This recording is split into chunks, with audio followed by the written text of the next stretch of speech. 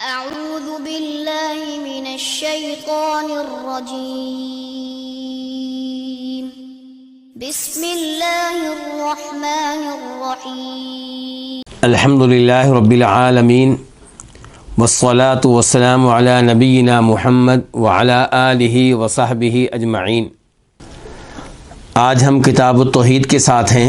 اللہ کے فضل و کرم سے کتاب التوحید الذی هو حق اللہ علی العبید، یہ اس کتاب کا پورا نام ہے کہ یہ کتاب اس توحید کے بارے میں ہے جو توحید اللہ کا اللہ کے بندوں پہ حق ہے۔ آپ جانتے ہیں توحید کی کتنی اقسام ہیں؟ 3۔ ایک توحید ربوبیت، اور ایک توحید الوہیت جس کو توحید عبادت بھی کہتے ہیں، اور ایک توحید اسماء و صفات۔ تو اس کتاب کا موضوع کون سی توحید ہے؟ توحید الوہیت، توحید عبادت۔ یہ اللہ تعالیٰ کا بندوں پہ حق ہے کہ بندے اللہ تعالیٰ کی عبادت کریں اور اس کے ساتھ عبادت میں کسی کو شریک نہ کریں، جیسا کہ یہ ایک حدیث کا مفہوم ہے جسے روایت کرتے ہیں معاذ بن جبل نبی علیہ الصلوۃ والسلام سے۔ تو یہ پورا نام کتاب التوحید الذی هو حق اللہ علی العبید۔ کتاب کے مؤلف کون ہیں؟ امام محمد بن عبد الوہاب رحمہ اللہ۔ کب فوت ہوئے ہیں؟ 1206 ہجری میں، ان کے 1206۔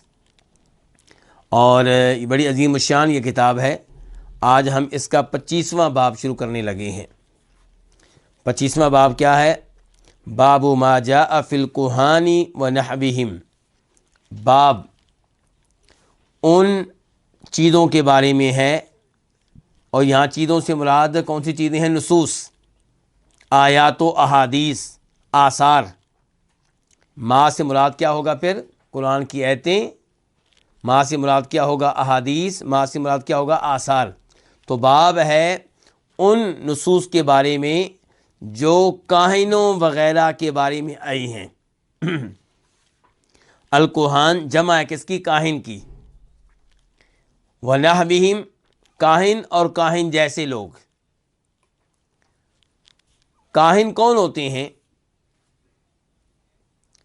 کاہن جو غیبی امور کو جاننے کا دعویٰ کرتے ہیں، جو غیبی خبریں بتاتے ہیں، اور اس کی باقاعدہ جو تعریف کی ہے علماء کرام نے وہ یہ ہے کہ کاہن وہ ہے جو غیب کو جاننے کا دعویٰ کرتا ہے اور مستقبل کے امور کو جاننے کا دعویٰ کرتا ہے، اور یہ وہ دعویٰ کرتا ہے کہ ایسے اسباب کے بغیر میں جانتا ہوں جن اسباب کو عام طور پہ معلومات کے لیے استعمال کیا جاتا ہے۔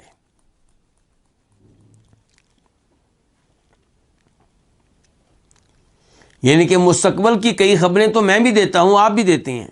مثال کے طور پہ آپ کہتے ہیں کہ میں 1 مہینے کے بعد شادی کروں گا، کیونکہ آپ کو پتہ ہے کہ آپ نے شادی کرنی ہے۔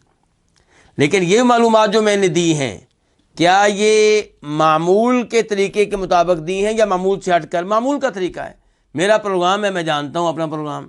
یا میں آپ کے بارے میں کہتا ہوں کہ آپ 1 مہینے کے بعد شادی کرنے والے ہیں۔ کیوں؟ کیونکہ آپ نے مجھے بتایا ہے، آپ کے بھائیوں نے مجھے بتایا ہے۔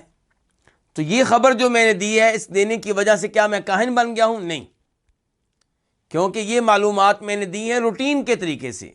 یہ تو معمول کا طریقہ ہے، یہ وہ طریقہ جو سب استعمال کرتے ہیں۔ کاہن وہ ہوگا جو روٹین سے ہٹ کر دعویٰ کرے کہ میں یہ معلومات جانتا ہوں، ایسے طریقے سے جو روٹین سے ہٹ کر ہے، جو معمول سے ہٹ کر ہے۔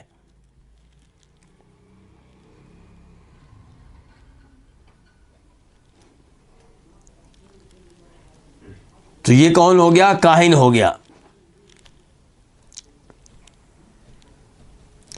ایک لفظ ہوتا ہے عراف، وہ آگے آئے گا، تو جب آئے گا تب اس کی تعریف کریں گے، تب بتائیں گے کہ عراف کس کو کہتے ہیں۔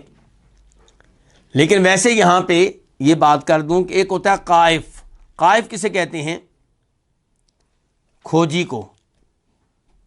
کھوجی تو آپ جانتے ہوں گے نا، کھوجی کون ہوتا ہے؟ جو پاؤں کے نشانات دیکھ کر بتا دیتا ہے کہ یہ آدمی کدھر گیا ہے، کدھر سے آیا تھا، یا پاؤں دیکھ کر بتا دے گا کہ یہ کس کا بیٹا ہے. اگر اس کے قریب ہی لیٹا ہوا ہے اس کا باپ تو بتا دے گا کہ یہ اس کا بیٹا ہے، اس کا بیٹا نہیں ہے، پاؤں کے نشانات دیکھ کر. اس کو کیا کہتے ہیں؟ غائب کھوجی. تو اب کھوجی جو ہے وہ آپ کو بتائے گا کہ یہ اونٹ کدھر گیا ہے. آپ کے گھر سے اونٹ چوری ہو گیا، بھینس چوری ہوگی، آپ اس کو لے کر آئیں گے، وہ دیکھے گا کہ اس کے پاؤں کے نشانات کدھر جا رہے ہیں، تو وہ بتائے گا کہ یہ کہاں پہ گیا ہے اونٹ. تو کیا اس کو بھی کاہن کہیں گے؟ نہیں، یہ تو معمول کا طریقہ ہے. یہ تو جو بھی اس فن کو سیکھ لے وہ آپ کو بتا دے گا، یہ روٹین سے ہٹ کر چیز نہیں ہے. اچھا، اب یہاں پہ سوال یہ پیدا ہوگا کہ یہ باب کس کے بارے میں؟ کاہن کے بارے میں. اس سے پہلا باب کس کے بارے میں تھا؟ جادو کے بارے میں. اس سے پہلا بھی جادو کے بارے میں. تو جادو اور کاہن، جادوگر اور کاہن، جادو اور کہانت، ان کا آپس میں کیا تعلق ہوا؟ جن پہ جادو ہوتا ہے، جو سمجھتے ہیں کہ ہمارے اوپر جادو ہوا ہے، وہ پھر گاڑی میں چین سے نہیں بیٹھتے، وہ جاتے ہیں یا تو کسی جادوگر کے پاس جائیں گے یا کسی کاہن کے پاس جائیں گے. ہمیں بتاؤ بھی ہمارے اوپر جادو ہوا ہے کہ نہیں ہوا، ہوا تو کس نے کیا ہے، کہاں پہ یہ جادو پڑا ہوا ہے، کیسے ہم اس جادو کو کھول سکتے ہیں. تو جن پہ جادو ہوتا ہے یا سمجھتے ہیں کہ جادو ہوا ہے، وہ کس کے پاس آتے ہیں؟ جادوگر کے ساتھ ساتھ کاہن کے پاس بھی آتے ہیں. تو یہ تعلق ہے اس موضوع کا گزشتہ باب کے موضوع سے. تو باب کیا ہوا؟ ما جاء، جو کچھ آیا ہے. کیا جو کچھ؟ مراد جو نصوص آئی ہیں، جو کچھ آیا ہے کاہنوں کے بارے میں، ونحوہم، اور ان جیسوں کے بارے میں. روا مسلم فی صحیح، امام مسلم روایت کرتے ہیں اپنی صحیح میں، عن بعض ازواج النبی صلی اللہ علیہ وسلم. کس سے روایت کرتے ہیں؟ نبی علیہ السلام کی بیویوں میں سے کسی ایک سے. اور وہ روایت کرتی ہیں کس سے؟ عن النبی صلی اللہ علیہ وسلم، نبی صلی اللہ علیہ وسلم سے. تو یہاں پہ صحابی جو روایت کرنے والے ہیں اللہ کے نبی سے، ان کا نام مذکور نہیں ہے. تو کیا یہ حدیث قابل قبول ہے؟ پتہ ہی نہیں ہے کہ کون سے صحابی ہیں، پتہ ہی نہیں کہ آپ کی بیویوں میں سے کون سی بیوی اس حدیث کو روایت کر رہی ہیں. چونکہ صحابہ کرام سارے کے سارے قابل اعتماد ہیں، قابل اعتبار ہیں، عادل ہیں، شک و شبہ سے بالاتر ہیں حدیث کی روایت کرنے میں، اس لیے اگر صحابی کا نام مذکور نہ ہو تب بھی حدیث کیا ہوگی؟ قابل قبول ہوگی. لیکن اگر صحابی سے روایت کرنے والا تابعی نام معلوم ہو، تب تابعی یہ کہے کہ مجھے حدیث بتائی تھی کسی تابعی نے، کسی نے، اور وہ روایت کر رہے تھے صحابی سے، تو کیا وہ حدیث قابل قبول ہوگی؟ نہیں، وہ حدیث ضعیف قرار پائے گی. صحابہ کے علاوہ یہ اعزاز کسی اور کے لیے نہیں ہے کہ ہم آنکھیں بند کر کے ان پہ کیا کریں؟ اعتماد کریں. تابعی کا نام بتایا جائے گا تو ہم پتہ کریں گے کہ یہ تابعی قابل اعتبار ہے یا نہیں، ثقہ ہے یا نہیں، عادل ہے یا نہیں. اس کے مطابق حدیث پہ حکم لگے گا کہ حدیث صحیح ہے کہ ضعیف ہے. لیکن اگر صحابی سے روایت کرنے والا تابعی، تابعی سے روایت کرنے والا تبع تابعی، تبع تابعی سے روایت کرنے والا وہ امام جس نے اس حدیث کو اپنی کتاب میں جگہ دی ہے، یہ سارے قابل اعتماد ہوں، قابل اعتبار ہوں، اور صحابی کے بارے میں معلوم نہ ہو رہا ہو کہ کون سے صحابی ہیں، تو حدیث کی صحت پہ کوئی فرق نہیں پڑے گا، حدیث قابل قبول ہوگی. تو اب یہ حدیث قابل قبول ہے یا نہیں؟ قابل قبول ہے، اگرچہ صحابی کا نام معلوم نہیں ہے. قال، فرمایا کس نے؟ نبی صلی اللہ علیہ وسلم نے. من اتا عرافا، جو آیا کسی عراف کے پاس، فسألہ، تو اس سے سوال کیا، عن شیء، کسی بھی چیز کے بارے میں. یعنی کہ کسی عراف کے پاس آیا. عراف کون ہے؟ یہ بھی ان میں سے ایک ہے جو غیبی امور بتانے کا دعویٰ کرتے ہیں. لیکن فرق کیا ہے عراف میں اور کاہن میں؟ کاہن کی تعریف میں ذکر کر چکا ہوں. تو عراف کی جو باریک دقیق تعریف کی گئی ہے وہ یہ کہ جو غیبی چیزوں کے مقامات کو جاننے کا دعویٰ کرتا ہو، دعویٰ کرتا ہو کہ میں غیبی چیزوں کے مقامات کو جانتا ہوں، اور وہ یہ کہتا ہو کہ میں جانتا ہوں ایسی علامات کے ذریعے جو عام طور پہ روٹین میں استعمال نہیں ہوتے۔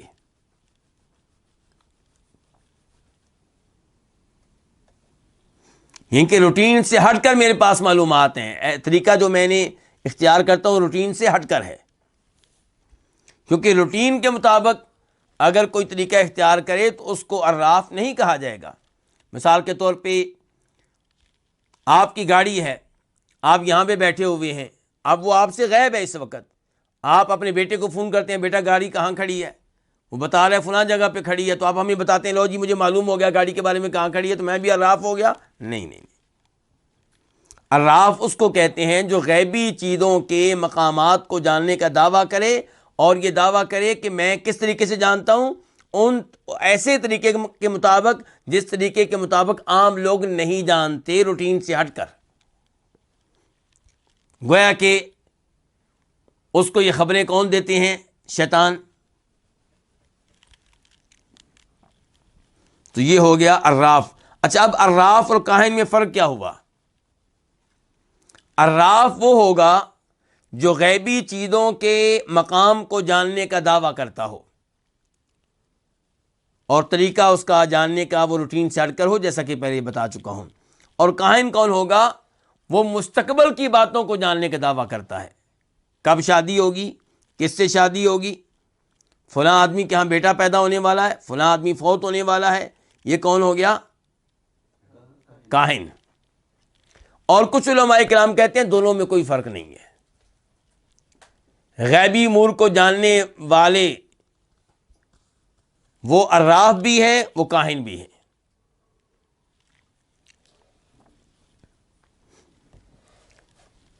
جنہوں نے فرق کیا ہے مجھے امید ہے کہ ان کا فرق آپ جان چکے ہوں گے۔ کیا فرق ہوا پھر؟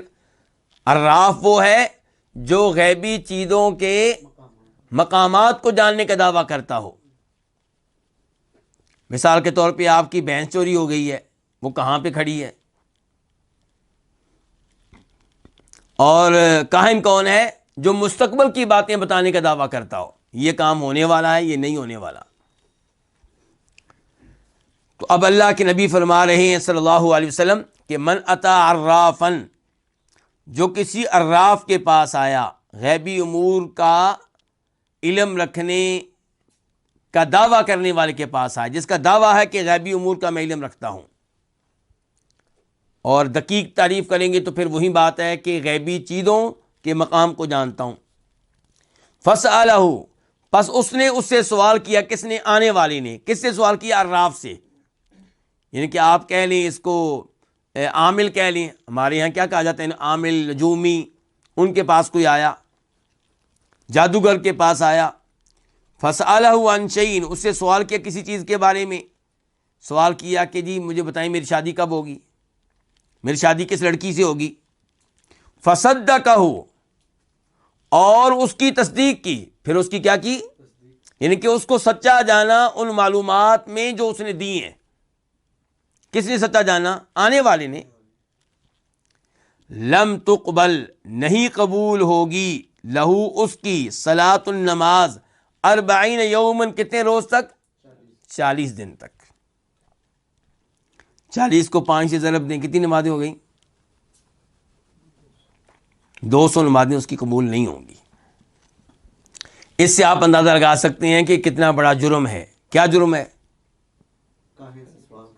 اس کے پاس جانا جو یہ دعویٰ کرتا ہو کہ میں غیبی امور کو جانتا ہوں، چاہے وہ اپنے آپ کو پیر کہے، چاہے اپنے آپ کو شیخ کہے، چاہے اپنے آپ کو قاری صاحب کہے، چاہے جادوگر کے نام سے معروف ہو، چاہے عامل کے نام سے معروف ہو، چاہے نجومی کے نام سے معروف ہو، جو ان کے پاس جاتا ہے معلومات لینے کے لیے، اور معلومات لیتا ہے، پھر جو معلومات ملتی ہیں ان معلومات میں اس کو سچا جانتا ہے، تو ایسے آدمی کی 40 دن تک نماز قبول نہیں ہوگی۔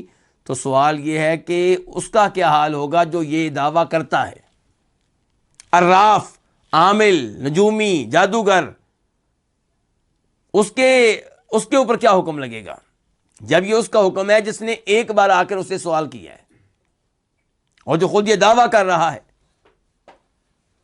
وہ کتنا بڑا مجرم ہے، اس امر کا آپ اندازہ لگا سکتے ہیں اس آدمی کے حکم سے کہ اس کی 40 دن تک نماز قبول نہیں ہوگی جس نے سوال کیا ہے۔ تو یہ ہے حدیث، اس کو روایت کی امام مسلم نے، اور اس کا نمبر ہے 2230 2230۔ لیکن اس حدیث میں جو الفاظ آئے نا فصدقہ، کہ آیا، سوال کیا اور پھر اس کی تصدیق کی، یہ تصدیق کی، یہ جو الفاظ ہیں یہ مسلم شریف میں نہیں ہیں۔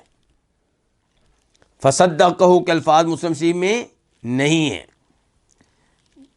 یہ کہاں مل جائیں گے؟ یہ مسند احمد کی حدیث میں مل جائیں گے، امام احمد کی حدیث۔ جب امام احمد اس حدیث کو روایت کرتے ہیں، اور امام احمد کی کتاب جو مسند ہے وہاں پہ اس حدیث کا نمبر ہے 16,638، 16,638، یعنی کہ 16638۔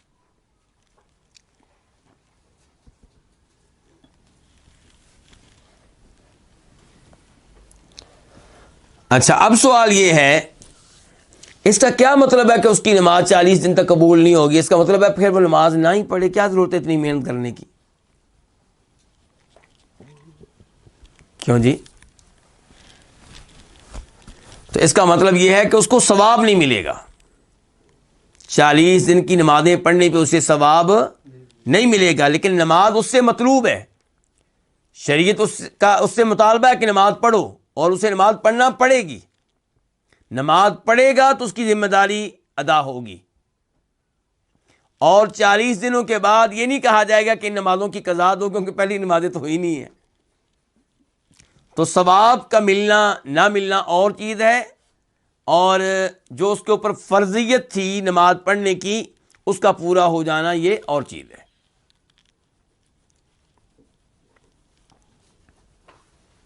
ثواب کیوں نہیں ملے گا؟ اس بارے میں علماء کرام کہتے ہیں کہ جو اس نے یہ گناہ کیا ہے، عراف سے سوال کر کے، عامل سے سوال کر کے، نجومی سے سوال کر کے، اور اس کی تصدیق کر کے یہ 40 دن کی نمازیں پڑھنے سے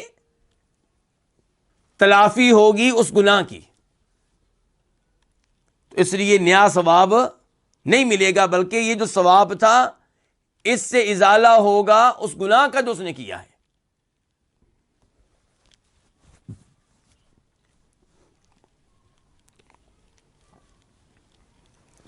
اب بڑھتے ہیں اس حدیث کی طرف جو اس کے بعد آئی ہے۔ وعن ابی ہریرہ عن النبی صلی اللہ علیہ وسلم قال، ابو ہریرہ رضی اللہ عنہ سے روایت ہے، وہ روایت کرتے ہیں کس سے؟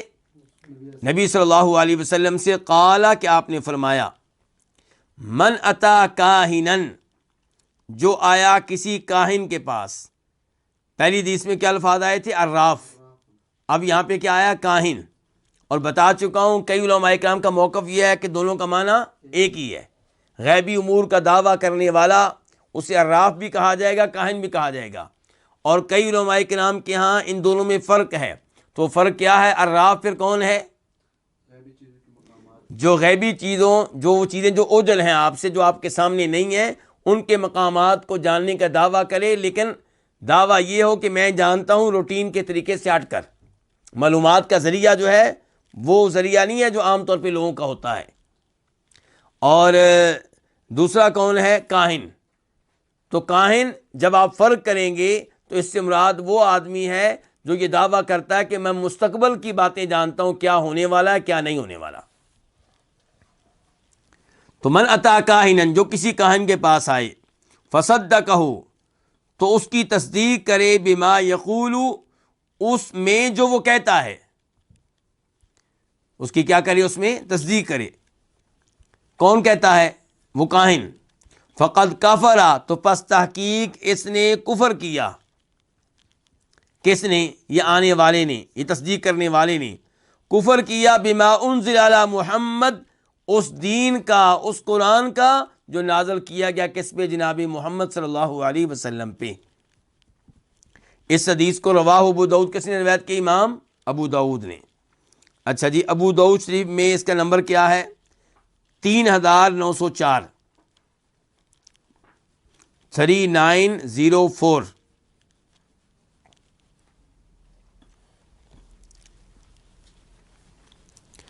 کیا حکم ہے اس حدیث کا؟ شیخ البانی رحمہ اللہ نے اس کو صحیح قرار دیا ہے۔ اس کے بعد کیا ابو داؤد شریف میں یہی الفاظ ہیں بالکل؟ جواب یہ ہے کہ یہ الفاظ نہیں ہے، تھوڑا سا فرق ہے۔ یہاں پہ ہمارے پاس کیا ہے کہ جو کسی کاہن کے پاس آئے اور اس کی تصدیق کرے ان معلومات میں جو معلومات وہ دیتا ہے، تو اس نے کفر کیا اس قرآن کا جو نازل کیا گیا کس پہ؟ جناب محمد صلی اللہ علیہ وسلم پہ۔ فقد کفر بما انزل علی محمد۔ ابو داؤد شریف آپ کھولیں گے تو وہاں پہ الفاظ ہیں فقد بریء مما انزل علی محمد، فقد بریء مما انزل، فقد کفر کی جگہ پہ کیا ہے؟ فقد بریء، اور بریء کے بعد کیا؟ مما، یہاں پہ کیا؟ بما، یعنی کہ اس کا پھر کوئی تعلق نہیں ہے اس قرآن سے جو محمد علیہ السلام پہ اتارا گیا۔ یہ الفاظ ہیں ابو داؤد شریف میں۔ تو جو الفاظ یہاں پہ ہیں کیا وہ بھی کسی کتاب میں آئے ہیں؟ جی ہاں، ابن ماجہ میں یہی الفاظ ہیں۔ سنن ابن ماجہ میں اس حدیث کا نمبر ہے 639، 639۔ تو وہاں پہ یہی الفاظ آئے ہیں جو یہاں پہ ہیں۔ اچھا، یہاں پہ سوال یہ پیدا ہوتا ہے کہ یہ کافر کیسے ہو گیا؟ اتنا بڑا حکم لگا دیا گیا ہے۔ کیونکہ قرآن یہ عقیدہ ہمیں دیتا ہے کہ اللہ کے علاوہ کوئی عالم الغیب نہیں ہے۔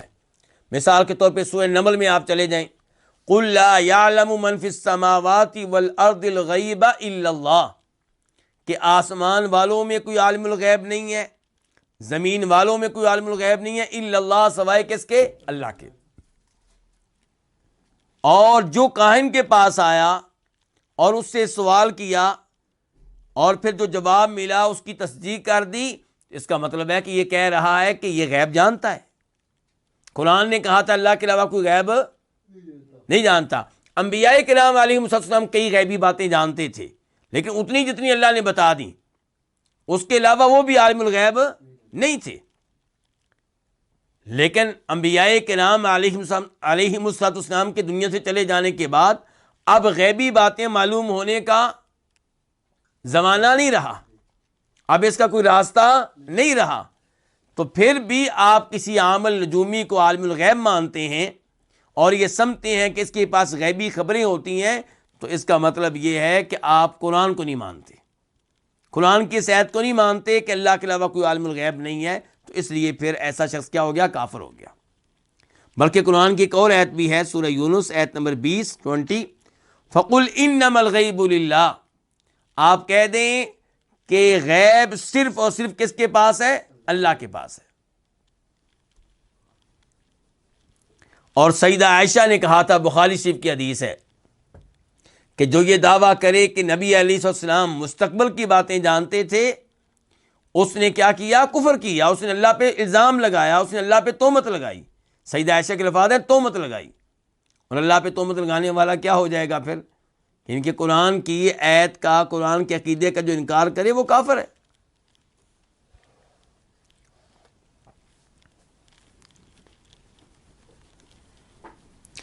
اگرچہ اس معاملے میں کچھ تفصیل ہے۔ تفصیل کیا ہے؟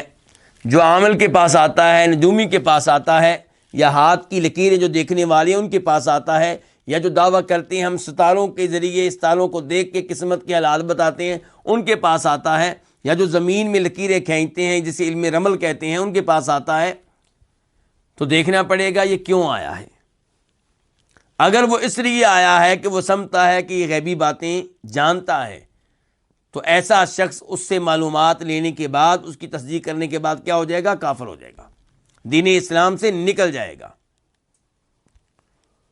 اس کے پاس کیا حل ہے کہ توبہ کرے اور نئے سرے سے اسلام میں داخل ہو۔ دوسرا وہ شخص ہے جس کا کوئی خاص مقصد نہیں ہے، بس وہ آیا دیکھوں تو صحیح ہے کیا کرتا ہے. تو ایسے آدمی کا آنا غلط ہے. اس نے حرام کام کیا ہے, گناہ والا کام کیا, لیکن وہ کافر نہیں ہوگا. اور اس کے حرام ہونے کے دلائل میں سے ایک دلیل مسلم شریف کی وہ حدیث ہے جس کا نمبر ہے 537 537, جس کے راوی ہے معاویہ بن حکم السلمی رضی اللہ تعالی عنہ, کہ انہوں نے کہا تھا اللہ کے رسول علیہ السلام سے کہ ان منا رجالا یاتون الکہان, ہمارے یہاں کچھ وہ لوگ ہیں جو کاہنوں کے پاس جاتے ہیں. تو آپ نے کہا تھا لا تاتیہم, ان کے پاس نہیں جانا, ان کے قطعاً جانے کی اجازت نہیں ہے. تماشا دیکھنے کے لیے, سیر و سیاحت کے طور پہ, تفریح کے طور پہ ان کاہنوں کے پاس جانا, ان نجومیوں کے پاس جانا, اس کی اجازت نہیں ہے. تیسرے نمبر پہ وہ آدمی ہے جو اس لیے جاتا ہے تاکہ ان کے جھوٹ کو واضح کر سکے, ان کی حقیقت کو لوگوں کے سامنے کھول سکے, ان کو ننگا کر سکے اور بتا سکے کہ یہ غیب نہیں جانتے. جب اس مقصد کے لیے کوئی جائے گا تو اس کا جانا بالکل ٹھیک ہے اور اسے اس امر پہ اجر و ثواب ملے گا. شرط یہ ہے کہ اسے اللہ کے فضل و کرم کے بعد اعتماد ہو کہ میں اس کو شکست دے سکتا ہوں, میں اس کو لاجواب کر سکتا ہوں, میں اس سے متاثر ہونے والا نہیں ہوں.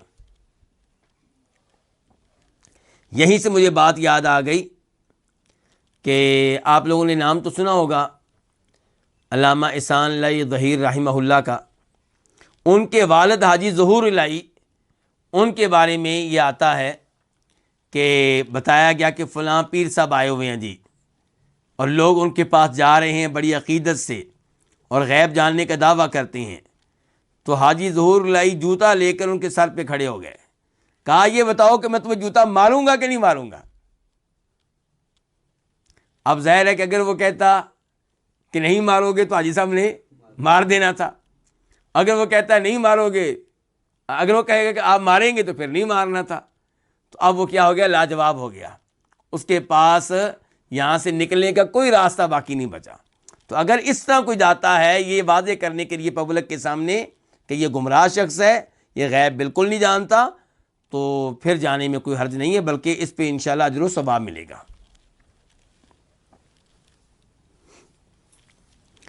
تو یہ کتنی حدیثیں پڑھ لی ہم نے؟ 2. پہلی حدیث مسلم شریف کی, اور اس کے راوی کون تھے؟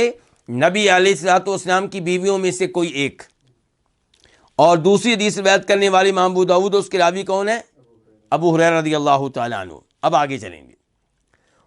آپ کی کتاب میں کیا آگے پہلے آپ بتائیں, آپ لوگوں کی ایڈیشن میں نسخے میں کیا ہے جی؟ وَلِلْأَرْبَعَةِ وَالْحَاكِمِ, یہی میرے پاس ہے, ٹھیک ہے. وَلِلْأَرْبَعَةِ وَالْحَاكِمِ وَقَالَ صَحِيحٌ عَلَى شَرْطِهِمَا, اور اربع میں ہے. اربع عام طور پہ کس کو کہتے ہیں؟ حدیث کے 4 اماموں کو. کون کون سے؟ امام ابو داؤد, امام ترمذی, امام نسائی, امام ابن ماجہ. ان کو کیا کہا جاتا ہے؟ اصحاب اربع, سنن, اصحاب سنن بھی کہا جاتا ہے کہ ان چاروں کی کتابیں کیا ہیں؟ سنن ہیں. تو یہ کہہ رہے ہیں کہ اربع میں ہے اور حاکم میں ہے. وقال, اور امام حاکم نے کہا صحیح علی شرطہما, کہ یہ حدیث صحیح ہے ان کی شرائط کے مطابق. کن کی شرائط کے مطابق؟ شرطہما تثنیہ ہے, امام بخاری اور امام مسلم. کیسے پتا چلا امام بخاری امام مسلم؟ کیونکہ امام حاکم کی جو حدیث کی کتاب ہے اس کے نام کیا ہے؟ کون بتائے گا آپ میں سے؟ المستدرک علی الصحیحین. کیا نام ہے؟ المستدرک علی الصحیحین. اس کتاب میں امام حاکم نے احادیث جمع کی ہیں اور ان کا دعویٰ ہے. کن کا؟ امام حاکم کا. ان کا یہ موقف ہے کہ میں نے اپنی اس کتاب میں وہ احادیث جمع کی ہیں جو امام بخاری اور امام مسلم کے معیار کے مطابق ہیں, لیکن وہ ان احادیث کو اپنی کتابوں میں نہیں لے کر آئے, میں لے کر آیا ہوں.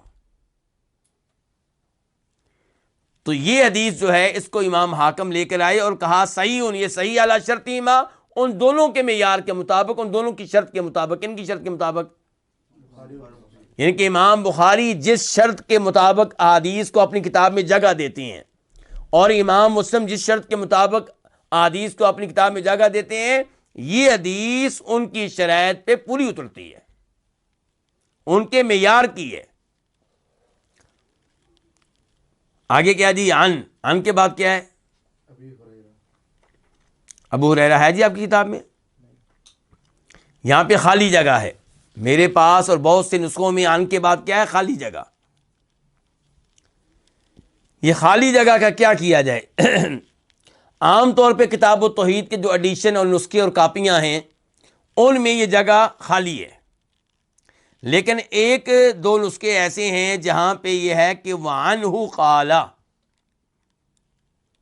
اور انہی سے روایت ہے کہ انہوں نے کہا۔ انہی سے کن سے؟ ابو ہریرہ سے، کیونکہ پچھلی حدیث کے راوی کون تھے؟ ابو ہریرہ۔ پچھلی حدیث کے راوی تھے ابو ہریرہ، تو یہاں پہ خالی جگہ میں کون ہے؟ ابو ہریرہ، کہ ابو ہریرہ سے روایت ہے۔ اور اگلی حدیث جو ہے وہ واقعی ابو ہریرہ روایت کرتے ہیں۔ اگر آپ کتب حدیث کھولیں گے تو جو حدیث آگے آ رہی ہے اسے روایت کرنے والے کون ہیں؟ ابو ہریرہ ہی ہیں۔ اچھا، اب مسئلہ رہتا ہے حل ہونے والا ولیل اربع کا۔ کس کا مسئلہ رہتا ہے؟ ولیل اربع کا۔ تو یہاں پہ کتاب التوحید کی ایک شرح ہے، اس کا نام ہے تیسیر العزیز الحمید، اس کے مؤلف ہیں شیخ سلیمان، یہ امام محمد بن عبد الوہاب رحمہ اللہ کی اولاد میں سے ہیں۔ وہ کہتے ہیں کہ مصنف نے نسبت کی ہے حدیث کی اربع کی طرف، حدیث کے چار اماموں کی طرف۔ کون کون؟ ابو داؤد، ترمذی، نسائی، ابن ماجہ، جبکہ یہ حدیث ان کے پاس نہیں ہے۔ ان میں سے کسی نے بھی اس حدیث کو روایت نہیں کیا۔ کس حدیث کو؟ جو آگے ابھی آنے والی ہے، جو گزر گئی ہے اس کی بات نہیں ہو رہی، جو آگے آنے والی ہے۔ شیخ سلیمان کہتے ہیں میرا خیال یہ ہے کہ مصنف نے امام محمد بن عبد الوہاب رحمہ اللہ نے اس مسئلے میں پیروی کی ہے حافظ ابن حجر رحمہ اللہ کی۔ حافظ ابن حجر رحمہ اللہ نے فتح الباری میں، فتح الباری کیا ہے؟ صحیح بخاری کی شرح، وہاں پہ نسبت کی ہے اس حدیث کی اصحاب سنن کی طرف اور امام حاکم کی طرف، اور یہ وہم ہے۔ یہ کیا ہے؟ یہ وہم ہے، یہ درست نہیں ہے۔ کہتے ہیں وَلَعَلَّهُ أَرَادَ الَّذِي قَبْلَهُ، یہ ممکن ہے کہ مؤلف کا مقصد یہ ہو کہ وہ حدیث جو اس سے پہلے گزری ہے، یعنی کہ جو حدیث گزری ہے اس کے بارے میں کیا کہا؟ رواہ ابو داؤد، اس کو کس نے روایت کی؟ امام ابو داؤد نے۔ ولیل اربع، اور یہ حدیث کے چاروں اماموں کے پاس ہے۔ کن کے پاس؟ ابو داؤد کے پاس، جن کے نمبر پہلے میں لکھوا چکا ہوں۔ کیا نمبر لکھوایا جی میں نے آپ لوگوں کو؟ 3904، 3904۔ اور ترمذی میں بھی حدیث موجود ہے، اور وہاں پہ اس کا نمبر ہے 135، 135۔ ابن ماجہ میں موجود ہے، اس کا نمبر پہلے آپ کو لکھوا چکا ہوں، 639، 639۔ اور امام نسائی نے بھی اس کو روایت کیا، لیکن المجتبی میں نہیں۔ امام نسائی کی حدیث کی دو مشہور کتابیں ہیں سنن کے نام سے، السنن الصغریٰ، سنن الکبریٰ، ایک حدیث کی چھوٹی کتاب اور ایک حدیث کی بڑی کتاب۔ تو عام طور پہ جب ہم کہتے ہیں امام نسائی نے اس حدیث کو روایت کیا تو اس سے مراد کیا ہوتا ہے؟ حدیث کی چھوٹی کتاب، جس کو صغریٰ بھی کہتے ہیں اور مجتبی بھی کہتے ہیں، جس میں سلیکٹڈ حدیث ہیں، اور ایک ہے ان کی حدیث کی بڑی کتاب جس کو کیا کہتے ہیں؟ الکبریٰ۔ تو یہ حدیث جو ہے امام نسائی نے روایت کی کس میں؟ الکبریٰ میں، السنن الکبریٰ میں، اور وہاں پہ اس کا نمبر ہے 8968، 8968۔ تو اگر اربع سے مراد یہ ہے کہ یہ جو حدیث گزر چکی ہے اس کو روایت کیا ہے ان چار اماموں نے، تو یہ بات ٹھیک ہے۔ اور اگر اربع سے مراد وہ حدیث جو ابھی آنے والی ہے تو وہ حدیث ان چاروں کتابوں میں موجود نہیں ہے، پھر ہم کہیں گے کہ ہمارے مؤلف نے امام محمد بن الوہاب رحمہ اللہ نے اس معاملے میں نقل کی ہے اور یہ چیز انہوں نے لی ہے حافظ ابن حجر سے، جبکہ حقیقت میں یہ حدیث ان کے پاس موجود نہیں ہے۔ والحاکم، اور امام حاکم، وقال، اور انہوں نے کہا کہ صحیح علی شرط ما کی حدیث صحیح ہے ان کی شرائط کے مطابق. کون سی؟ جو بھی آگے آنے والی ہے. اور جو حدیث آنے والی ہے یہ امام حاکم کی کتاب میں واقعی موجود ہے. المستدرک میں یہ حدیث موجود ہے اور وہاں پہ اس کا نمبر ہے 15.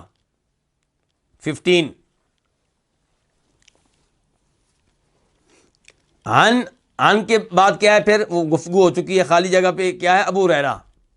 اور یہاں پہ آپ دیانت دیکھیے ہمارے علماء کرام کی کہ جگہ خالی تھی. اکثر نسخوں میں، کتاب التوحید کے اکثر نسخوں میں تو چند نسخوں میں مل بھی گیا ابو ہریرہ، لیکن پھر بھی جگہ خالی رکھی گئی ہے. امانت کا مظاہرہ کرتے ہوئے، دیانت کا مظاہرہ کرتے ہوئے آپ اس سے اندازہ لگا سکتے ہیں کہ ہمارے علماء دین کو نقل کرنے کے معاملے میں، دین کو امت تک پہنچانے کے معاملے میں کس قدر احتیاط سے، تقوی سے، ورع سے، پرہیزگاری سے کام لیتے تھے. من اتا عرافا، جو آیا کسی عراف کے پاس، اور عراف کے اوپر گفتگو پہلے ہو چکی ہے، او کاہن، یا کاہن کے پاس. تو یہ فرق ہے جی اس حدیث کا گزشتہ حدیث سے. گزشتہ حدیث میں صرف کاہن کا لفظ تھا. ابو ہریرہ کی جو پہلی حدیث ہے اس میں کیا تھا؟ صرف کاہن کا لفظ. اور اب کیا آیا؟ دونوں کا آ گیا کہ من اتا عراف او کاہن، جو کسی عراف یا کاہن کے پاس آئے. اس جب دونوں لفظ آ گئے کہ حدیث میں، پھر آپ فرق کریں گے. فرق کیا کریں گے؟ عراف کون ہوتا ہے؟ جو دعویٰ کرے غیبی چیزوں کو جو موجود نہیں ہیں ان کے مقام کو جاننے کا، اور کاہن وہ جو دعویٰ کرے مستقبل کی باتوں کو جاننے کا. تو جو کسی عراف کے پاس، کاہن کے پاس، نجومی کے پاس، عامل کے پاس، جادوگر کے پاس آئے، فصدقہ، اور اس کی تصدیق کرے، بما یقول، اس بات میں جو وہ بتا رہا ہے، جو وہ کہہ رہا ہے، فقد کفر بما انزل علی محمد، تو تحقیق اس نے کفر کیا اس دین کا یا اس قرآن کا جو نازل کیا گیا ہے جناب محمد صلی اللہ علیہ وسلم پہ. اس حدیث کو روایت کی امام حاکم نے، نمبر بتا چکا ہوں 15، اور امام احمد نے بھی اس کو روایت کیا ہے. امام احمد کے ہاں مسند میں اس کا نمبر کیا ہے؟ 9536، 9536.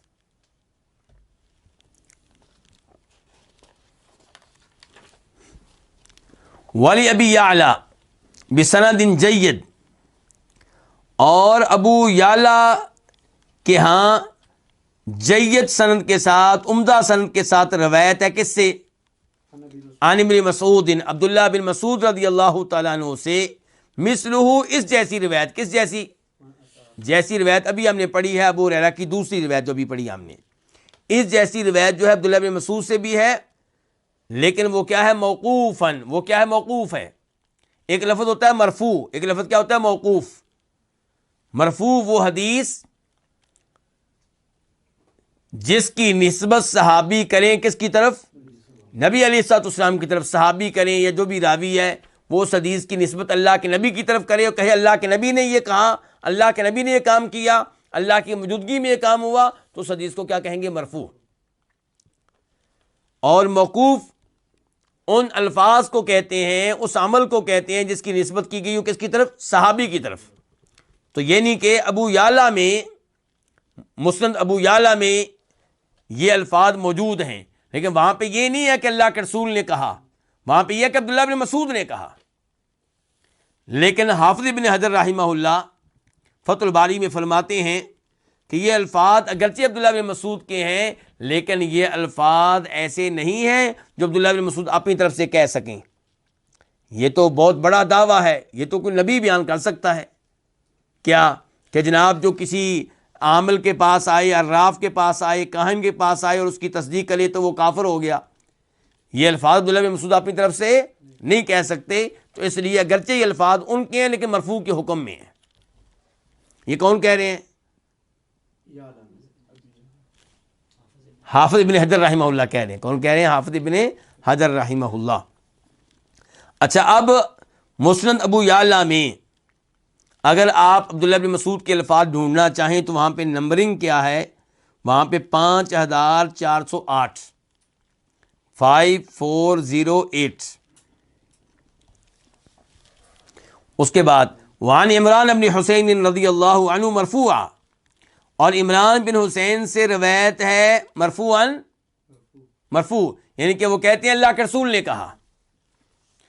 اس روایت میں کیا الفاظ ہیں جی؟ لیس منا، ہم میں سے نہیں ہے. کون؟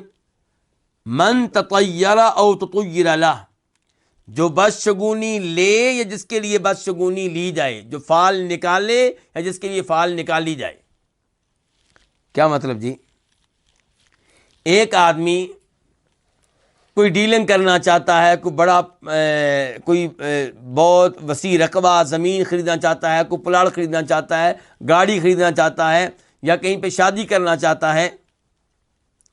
اب اس کو سمجھ نہیں لگ رہی کہ میں آج اس کام کے لیے نکلوں کہ نہ نکلوں، یہ کام آج کرنا چاہیے نہیں کرنا چاہیے. تو وہ کسی اور کی ڈیوٹی لگاتا ہے کہ آپ میرے لیے فال نکال لیں، آپ طے کریں کہ یہ میرے لیے اچھا ہے یا برا ہے، یہ جاؤں یا نہ جاؤں.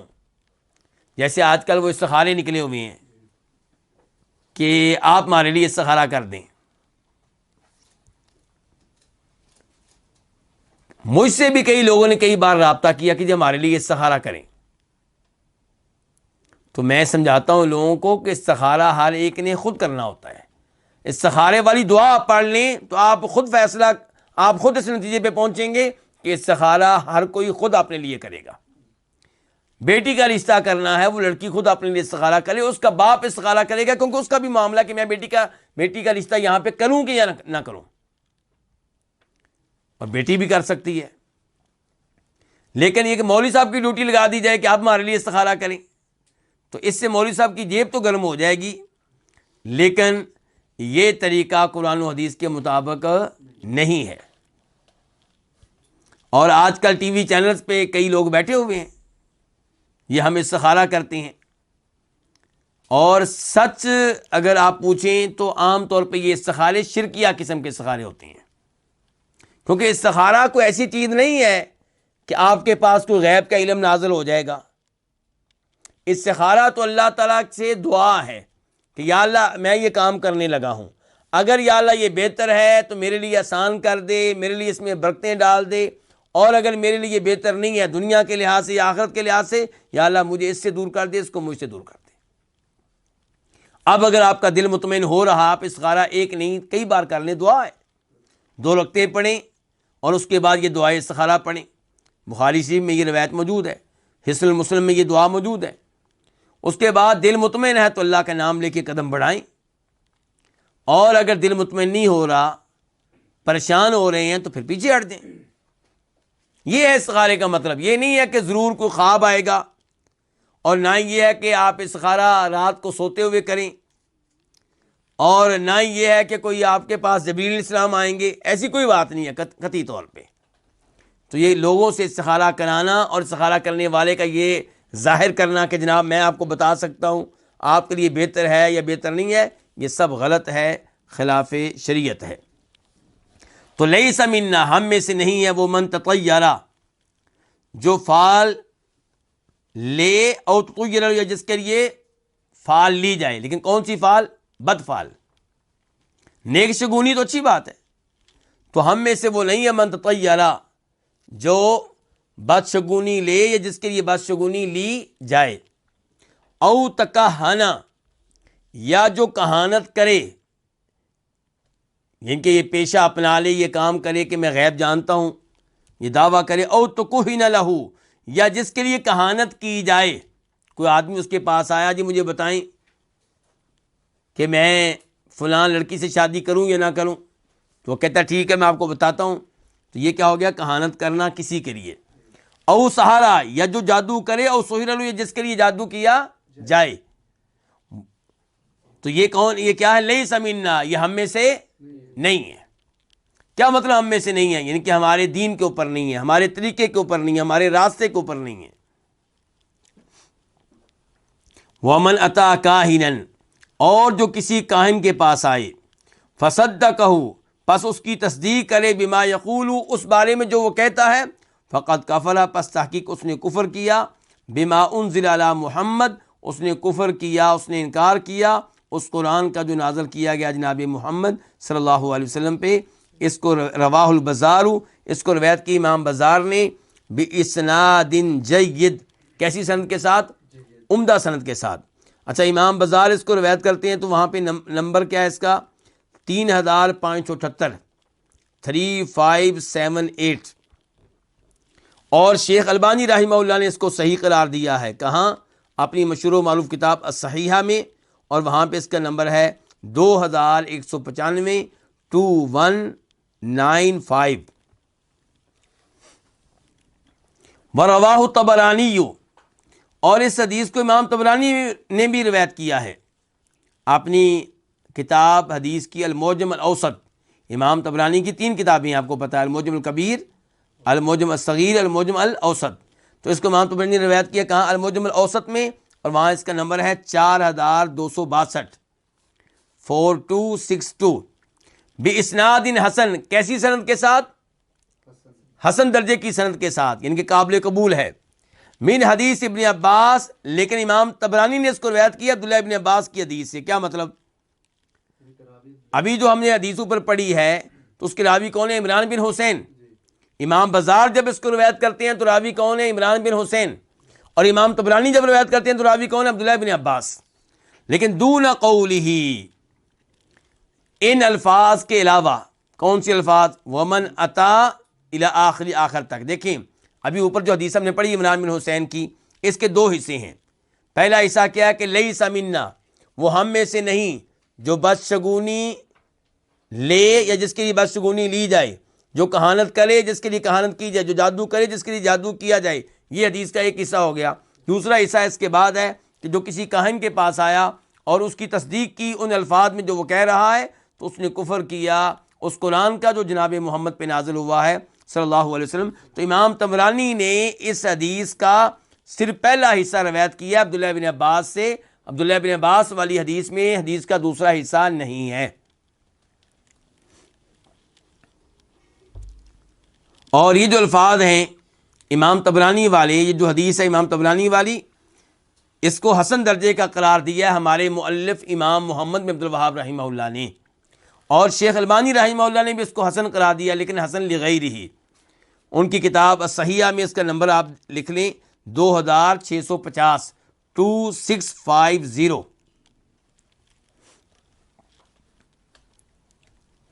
قال البغوی، امام بغوی کہتے ہیں، یہ امام بغوی مشہور و معروف عالم دین ہیں۔ ان کی کون سی کتاب جانتے ہیں آپ؟ ایک تو تفسیر ہے ان کی، تفسیر بغوی، معالم التنزیل جس کو کہتے ہیں، اور ایک ان کی کتاب ہے شرح سنہ، جیسا کہ اسماعیل بھائی نے بتایا، شرح سنہ۔ شرح سنہ میں کیا ہے؟ انہوں نے احادیث بیان کی اپنی سند سے، اور وہ احادیث انہوں نے بیان کی ہیں جو تقریباً قابل قبول ہیں۔ پھر ان احادیث کی شرح بھی کی ہے، وضاحت بھی کی، اگر کہیں پہ ضرورت محسوس کی ہے، وہ وضاحت فقہ کے لحاظ سے، عقیدہ کے لحاظ سے، الفاظ کے لحاظ سے، دیگر کئی امور کے لحاظ سے۔ تو بڑی عمدہ یہ کتاب ہے شرح سنہ۔ اور ان کی ایک کتاب ہے المصابیح۔ المصابیح وہ بھی حدیث کی کتاب ہے۔ اس میں یہ کیا کرتے ہیں؟ اس میں انہوں نے احادیث جمع کی ہیں بغیر سند کے۔ شرح سنہ میں کیا تھا؟ سند کے ساتھ، اور اس میں بغیر سند کے، اور اس میں انہوں نے ترتیب اختیار کی ہے فقہی۔ مثال کے طور پہ کتاب الصلاۃ، نمازوں کی حدیث، کتاب الصیام، روزوں کی حدیث، کتاب الحج کی حدیث، اور پھر ابواب ان کے نیچے درج کیے ہیں، اور باب میں 2 فصلیں ہیں۔ پہلی فصل میں وہ احادیث ہوں گی جو اس موضوع پہ صحیح بخاری صحیح مسلم کی ہیں، دوسری فصل میں وہ احادیث ہوں گی جو صحیح بخاری صحیح مسلم کے علاوہ دیگر کتب سے ہیں۔ تو کتاب کا نام کیا رکھا ہے؟ المصابیح۔ اور یہ وہ کتاب ہے جس کی نسبت سے کیا کہا جاتا ہے؟ مشکات المصابیح۔ ان کے پھر ایک اور امام آئے، خطیب تبریزی، انہوں نے اس کتاب میں اپنے اضافے کیے، تو اضافے کرنے کے بعد اب جو کتاب سامنے آئی تو کیا کہتے ہیں؟ مشکات المصابیح۔ تو یہ امام بغوی، ان کو شیخ الاسلام قرار دیا امام ذہبی نے، 516 ہجری میں فوت ہوئے ہیں، 516، بہت بڑے امام ہیں. تو یہ کہتے ہیں العراف. اب یہ میں امام بغوی بتانے لگے ہیں عراف کس کو کہتے ہیں.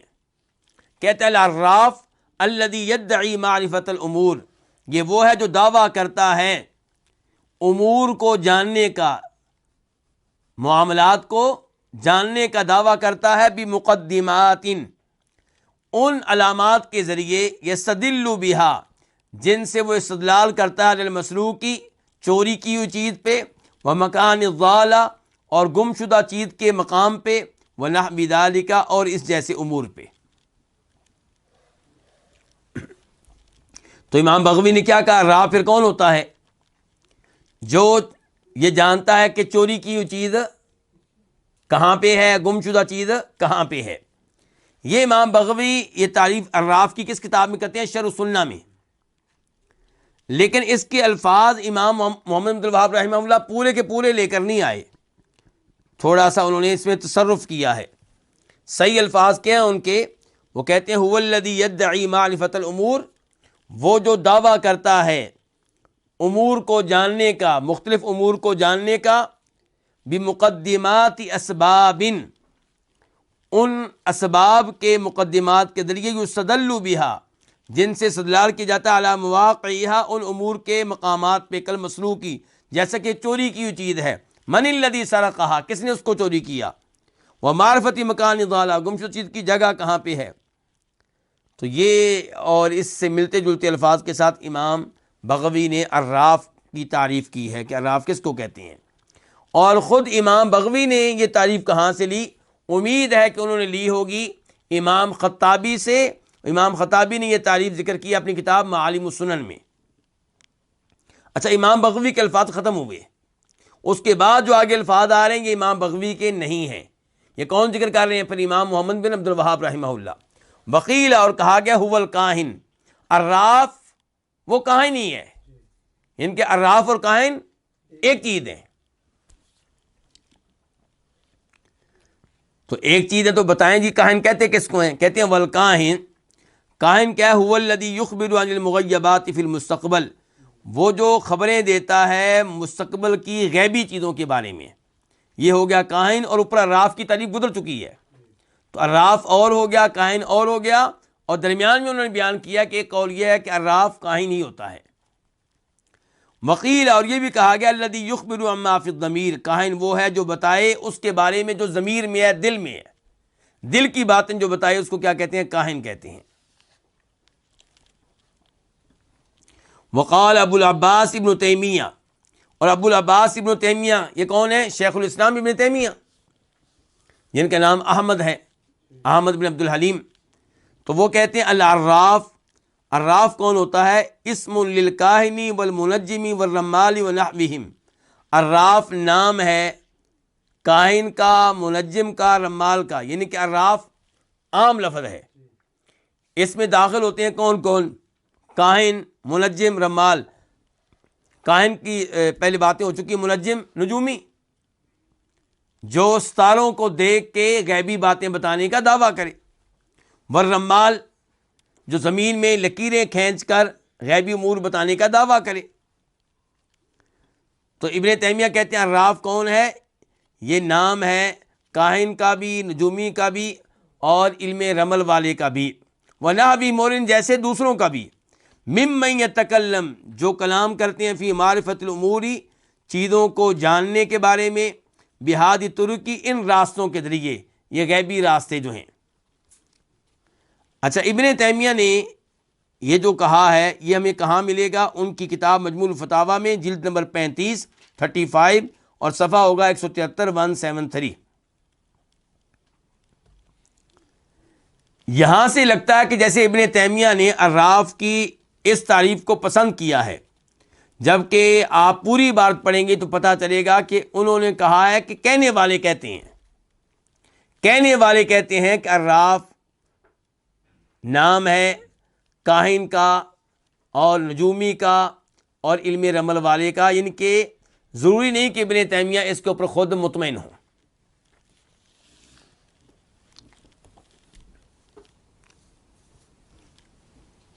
بلکہ انہوں نے اس کے بعد کہا ہے کہ ولو قیلا، کہ اگر یہ کہا جائے کہ انہ فی اللغۃ اسم لبعض هذه الانواع، کہ عربی لغت میں یہ نام ہے، یہ کیا عراف، یہ نام ہے ان اقسام میں سے کسی ایک قسم کا، اور باقی چیزیں اس میں داخل ہوتی ہیں عربی لغت کے لحاظ سے نہیں، بلکہ عموم معنوی کے لحاظ سے، علت کے لحاظ سے، غیب جاننے کے دعویٰ کرنے کے لحاظ سے، تو کہتے ہیں کہ یہ قول یعنی کہ معقول ہے۔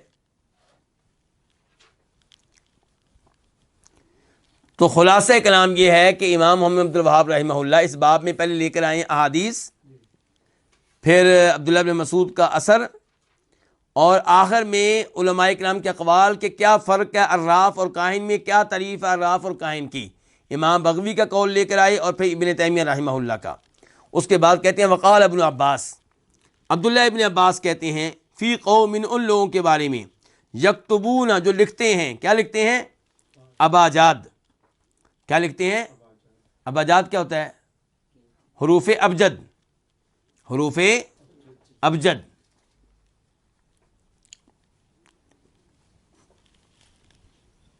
اس سے مراد وہ حروف تہجی ہیں جو ہندسوں پہ دلالت کرتے ہیں۔ آپ نے دیکھا ہوگا نا کئی جگہ پہ کیا لکھا ہوتا ہے؟ 786۔ یہ 786 کہاں سے آیا ہے؟ یہ جو بسم اللہ ہے، بسم اللہ کی با جو ہے یہ کسی ہندسے پہ دلالت کرتی ہے، سین کسی ہندسے پہ دلالت کرتی ہے، میم کسی ہندسے پہ دلالت کرتی ہے، تو بسم اللہ یہ سارے حروف ملائیں تو کتنے بن جاتے ہیں؟ 786۔ تو یہ حروف ابجد کا استعمال ہے کس کے لیے؟ گنتی کے لیے۔ تو کئی لوگ حروف ابجد لکھ کر ان کے ذریعے بھی غیبی باتیں جاننے کا دعویٰ کیا کرتے تھے۔ ٹھیک ہے، ان کے بارے میں بات ہو رہی ہے۔ عبداللہ بن عباس کہتے ہیں فی قوم، لوگوں کے بارے میں، یکتبون جو لکھتے ہیں اباجاد حروف ابجد، وینظرون فی النجوم جو دیکھتے ہیں کس میں؟ ستاروں میں، ستاروں کو دیکھتے ہیں اور حروف ابجد لکھتے ہیں، دونوں چیزوں کے ذریعے غیب جاننے کا دعویٰ کرتے ہیں۔ تو عبداللہ بن عباس ان کے بارے میں کہتے ہیں ما ارا، میں نہیں سمجھتا کہ من فعل ذالک، کہ جو یہ کام کرے حروف ابجد لکھنے کا، ستاروں میں دیکھنے کا، غیب جاننے کے لیے، تو میں نہیں سمجھتا کہ لہو عند اللہ من خلاق، اس کا اللہ کے یہاں کوئی حصہ ہوگا۔ خلاق کوئی حصہ، یعنی کہ جنت میں اس کا کوئی حصہ ہوگا، اجر و ثواب کے لحاظ سے اللہ اس کو کچھ دے گا، میں نہیں سمجھتا اسے کچھ ملے گا۔ یعنی کہ ایسی حرکت کرنے والے محروم ہو گیا کس سے؟ ایمان سے۔ عبداللہ ابن عباس کے یہ الفاظ انہیں کئی ائمہ کرام نے روایت کیا، ان میں سے ایک ہے امام بہقی اپنی کتاب السنن الکبریٰ میں، اور دیگر بھی امام ابن شیبہ نے مصنف میں، امام عبدالرزاق نے اپنی مصنف میں روایت کیا ہے، اور سنن بہقی میں اس کا نمبر ہے 16514، 16514۔ اور ان الفاظ کی جو عبداللہ بن عباس نے کہیں جو سند ہے وہ قابل قبول ہے، صحیح سند ہے۔ عبداللہ بن عباس نے واقعی یہ کلام کیا ہے، یہ بات کہی ہے۔ فیہ مسائل، اب آتے ہیں ان مسائل کی طرف جو ہمیں معلوم ہوئے اس باب سے۔ الاولی، پہلا مسئلہ، انہ لا یجتمع تصدیق الکاہن مع الایمان بالقرآن۔ پہلے ترجمہ کرتے ہیں تصدیق الکاہن کا، کہ کاہن کی تصدیق کرنا، غیبی باتیں بتانے والے کے دعوے کی کیا کرنا؟ تصدیق کرنا، یہ چیز جمع نہیں ہو سکتی قرآن پہ ایمان کے ساتھ۔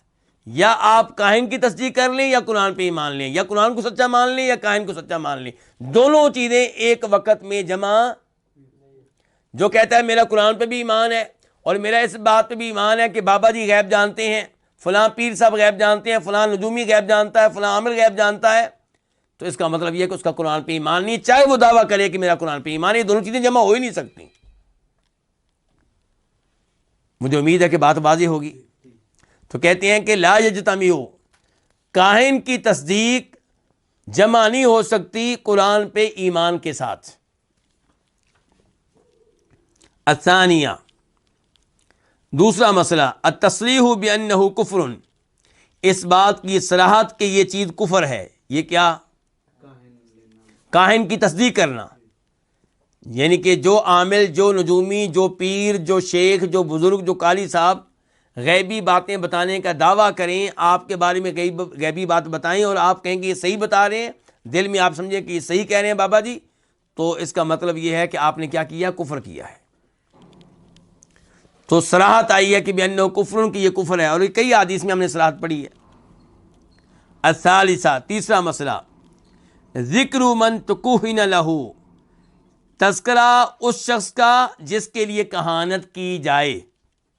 کہ کیا کہنا چاہتے ہیں امام صاحب؟ بڑی اہم بات کہہ رہے ہیں۔ کہتے ہیں کہ اگر آپ دیکھیں حدیث، کون سی حدیث؟ عمران بن حسین۔ اس حدیث میں اللہ کے رسول نے یہ نہیں کہا کہ جو کہانت کرے وہ ہم میں سے نہیں، بلکہ کہا جو کہانت کرے وہ بھی ہم میں سے نہیں، جس کے لیے کہانت کی جائے وہ بھی ہم میں سے نہیں۔ یہ اہم بات ہے۔ جو جاتا ہے کسی کے پاس اور کہتا ہے کہ جی آپ معلوم کر کے بتائیں کہ میں یہ زمین خریدوں کہ نہ خریدوں، تو یہ اس کو کہہ رہا ہے کہ میرے لیے کہانت کریں، تو جس کے لیے کہانت کی جائے اس کا بھی تذکرہ ساتھ ہی ہوا ہے۔ الرابعہ، چوتھا مسئلہ، ذکر من تطیر لہ، تذکرہ اس کا جس کے لیے فال نکالی جائے، جس کے لیے بدشگونی کی جائے۔ کس کے ساتھ؟ جو بدشگونی لے، جو بدفعلی کا کام کرے، اس کے ساتھ ساتھ اس کا بھی تذکرہ ہو گیا، جو جس کے لیے بدشگونی کی جائے۔ جو کسی سے کہے کہ آپ میرے لیے بتائیں، اپنے کتے کو استعمال کر کے، اپنی بلی کو استعمال کر کے میں نے آج نکلنا ہے، آپ اس کتے کو چھوڑیں، کدھر جاتا ہے تو مجھے بتائیں، ادھر گیا ہے تو میرے لیے آج جانا بہتر ہے کہ نہیں بہتر، ادھر گیا ہے تو جانا بہتر ہے کہ نہیں بہتر۔ الخامسہ، پانچواں مسئلہ، ذکر من سحر لہ، تذکرہ اس کا جس کے لیے جادو کیا جائے۔ یعنی جادو کرنے والا تو مجرم ہے، یہ پہلے باتیں ہم پڑھ چکے ہیں۔ تو اس حدیث سے پتہ چلا جس کے لیے جادو کیا جائے وہ بھی مجرم ہے۔ اس کے بارے میں اللہ کے رسول نے کہا وہ ہم میں سے نہیں ہے، ہمارے دین پہ نہیں ہے، ہمارے طریقے پہ نہیں ہے۔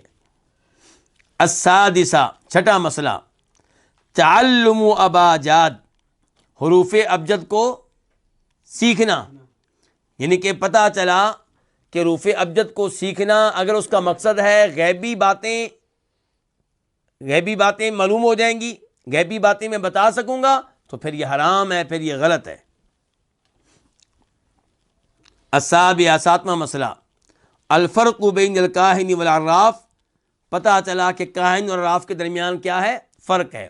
تو وہ کیا فرق ہے جی؟ پھر عراف وہ جو یہ دعویٰ کرتا ہے کہ میں غیبی چیزوں کے بارے میں جانتا ہوں، جو چیزیں یہاں ہمارے سامنے نہیں ہیں میں جانتا ہوں کہ وہ کہاں پہ ہیں۔ اور کاہن وہ ہے جو کہے کہ میں مستقبل کی باتیں جانتا ہوں، کس کی شادی ہونے والی ہے، کون فوت ہونے والا ہے، کس کے یہاں بیٹا پیدا ہونے والا ہے، کون بادشاہ بننے والا ہے، کس کا اقتدار ختم ہونے والا ہے۔ تو یہ فرق ہے کاہن اور عراف کے درمیان، اور یہ بات ذکر ہو چکی ہے کئی علماء کرام کے درمیان، دونوں میں کوئی فرق نہیں ہے۔ اللہ رب العزت سے دعا ہے کہ اللہ تعالی ہمیں ایسی شرکیات سے، ایسی کفریات سے اور ایسی گمراہیوں سے محفوظ رکھے، اور اللہ رب العزت ہمیں توحید پہ قائم و دائم رکھے۔ اللہ رب العزت سے دعا ہے کہ اللہ تعالی ہمیں قرآن و حدیث صحیح معنوں میں سیکھنے کی اور علم کے ساتھ جڑے رہنے کی توفیق عنایت فرمائے۔ وصلی اللہ تعالی علی نبینا محمد وعلی آلہ وصحبہ اجمعین۔